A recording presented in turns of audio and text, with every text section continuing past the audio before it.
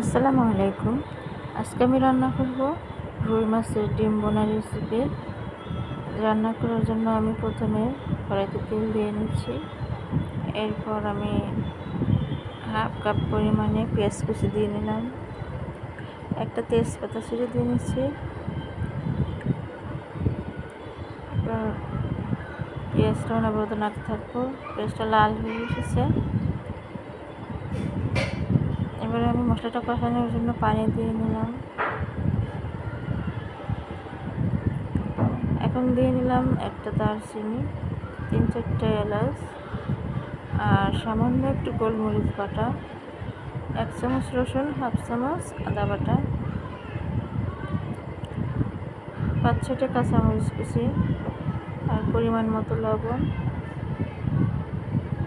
এখন 2 চামচ মরিচের গুঁড়া দিয়ে নিলাম, 2 চামচ হলুদের গুঁড়া,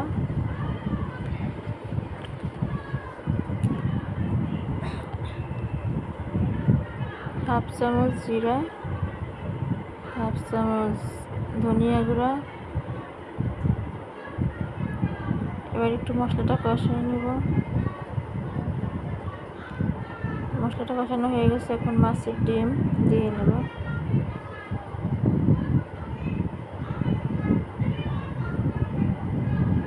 মাছের ডিমটা এভাবে চামচ দিয়ে ভেঙে ভেঙে দিতে হবে।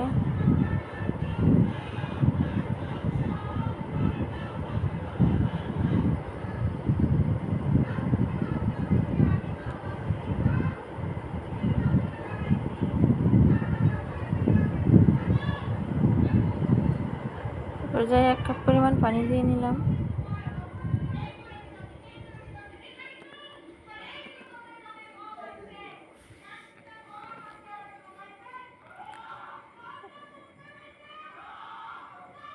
এখন আমি আবারও সামান্য পরিমাণ লবণ দিয়ে নিলাম।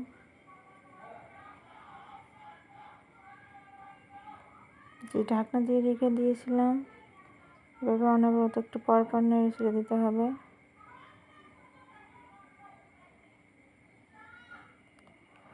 আগুনের আঁচটা একটু কমিয়ে দিয়েছি।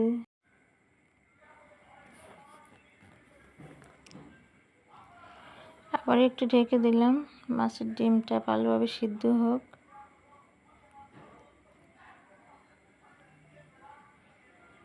আমি একটু শুকনো শুকনো ভাজিই করবো আজকে।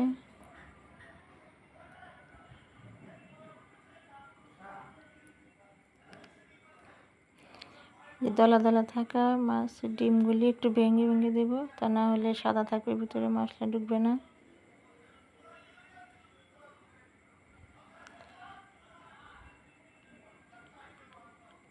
এইভাবে নেড়ে ছেড়ে দিতে হবে, তাহলে নিচে লেগে যেতে পারে।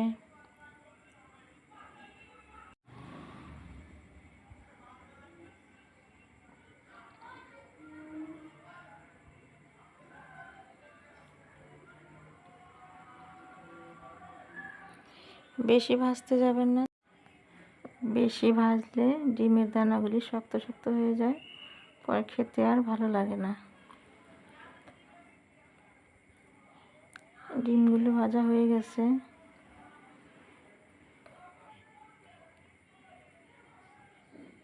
এখন নামিয়ে নেব। আপনারাও করে দেখবেন। আমার চ্যানেলটি সাবস্ক্রাইব করে দেবেন, শেয়ার করবেন এবং কমেন্ট করবেন।